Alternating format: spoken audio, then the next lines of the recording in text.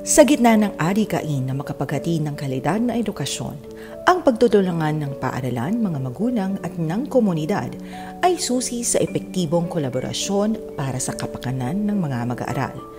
Yan ang sadyang naipapamalas ng Northville Elementary School sa siyudad ng San Fernando na maituturing na isang modelo ng pagsasagawa ng maigting na pakikipagtulungan sa lahat ng mga stakeholders, lalong-lalo na ang mga magulang.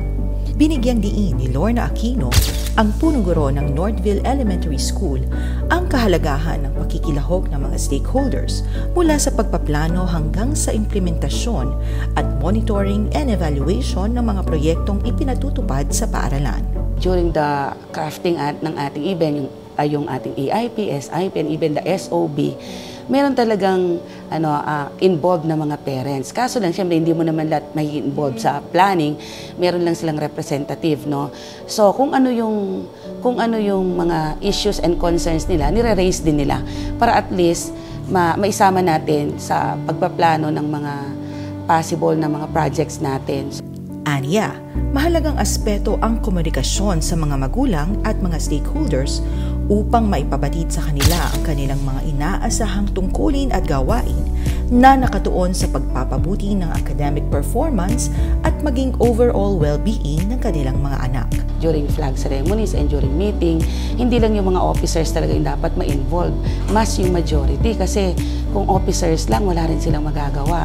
Kailangan i-reach out namin talaga, even yung ordinary parents kasi sila talaga yung makakatulong sa atin na ma-achieve lahat ng mga programs natin.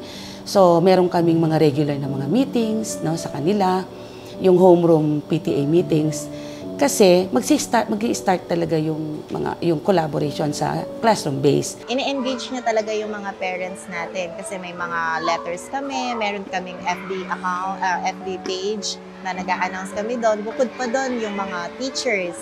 Tapos, meron pa dyan na iti-text pa talaga ni teacher personally yung mga parents para kung may mga activities sa school. Dahil nabibigyan na natin sila ng idea paano at ano-ano yung mga kailangan nilang gawin as parent, yung kanilang mga responsibilities as parent po. Parang unti-unti po.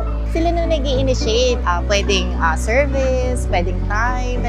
Kaya naman, kitang-kita sa napakagandang samahan ng paaralan at mga kinatawan ng mga magulang sa pamamagitan ng School Parent-Teacher Association o SPTA na nakapaglatag na rin ng kanilang programa para sa kasalukuyang panuroang taon. Bali sa SPTA po, nagkaroon po kami ng acronym. Sa letter S, Support Pupils with School Supplies and Hygiene Kits. Promote Health and Nutrition. Letter T, Transform Classrooms and School Grounds. Letter A, Assist Teachers in Programs and Activities. Magpo-provide kami ng mga school supplies para yung mga estudyante po natin, hindi na maging hadlang yung kawalan. Kaya nangangailangan po sila ng papel, nandyan, magkukuha na lang sila sa every room, sa teacher nila. So, hindi sila magkakaroon ng discrimination sa bawat kaklase po nila. Bawat level, nagkakaroon po kami ng mga gulayan sa likuran ng school. Mga gulay na pwedeng pitasin pagdating ng araw, malilesen dun sa gastos na pwedeng ilaan sa ibang bagay. Isa sa mga malaking proyekto nila ngayong taon ay ang pagsuporta sa Project NES o Nurturing Every Student, ang supplementary school-based feeding program para sa mga indigent learners ng paaralan. Sa pamamagitan ng Project NES, na ipapamalas ng mga magulang ang kanilang suporta at pakikilahok sa mga programa ng paaralan, hindi lamang sa pagbibigay ng tulong pinansyal, kundi sa pagiging volunteers at katuwang sa implementasyon. Yung iba pong parent, actually po may iba pong parent na nagbo-volunteer po, na naguhugas po ng pinggan, naglilinis po. At the same time, minsan po, pag morning po nag-atid po sila, pag Wednesday ng umaga, nag-aantay po sila for preparation. Sila po yung nagbabalat ng mga gulay, naghiwa ng mga sibuyas, yung mga manok, naglilinis, yun po. Nagiging volunteer po namin sila rito. Talagang napakalaking bagay na yung parent po, may involvement talaga sa school. Kasi actually, ma'am, yun talagang reality. Ayaw po ng mga parent. Pero ma'am, ang kinaswerte po ng school namin, dahil kami pong nasa SPTA that time at dito sa SGC, naging mulat na po yung parent. Hindi na po sila takot sa mga ayoko mag-officer, ganyan. Nakikipag-involve na po sila sa amin. Sana patuloy yung pagtutulungan at pagsuporta. At saka, konting sakripisyo, para sa ikagaganda at kaunlad ng community. Kasi yun naman talaga yung kailangan natin. Kasi dito sa paaralan sila yung huhubog. Lalo yung mga teacher po natin, sila po yung huhubog sa mga bata na kasama at katuwang yung mga kapwa magulang. Bukod pa sa Project NES, aktibo rin ang mga SPTA officers na abutin ang lahat ng mga magulang na kabilang sa mga homeroom PTA upang makipahagi at maipapadid sa kanila ang iba't ibang mga gawain sa paaralan.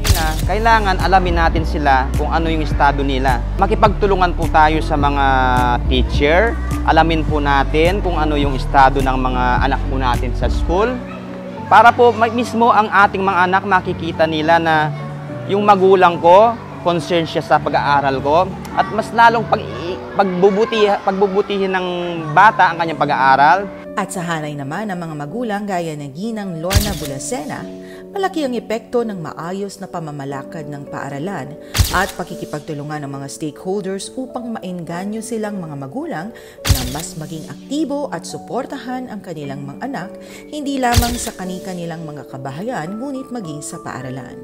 Dito, nakikita ko okay naman lahat. Maayos naman sila ang pamamalakad dito sa Northville. Lahat naman ginagawa nila, ma'am. At saka sa pagtuturo, wala naman kami masasabi. Okay naman. O sa mga pagkalinisan dito, okay din naman po.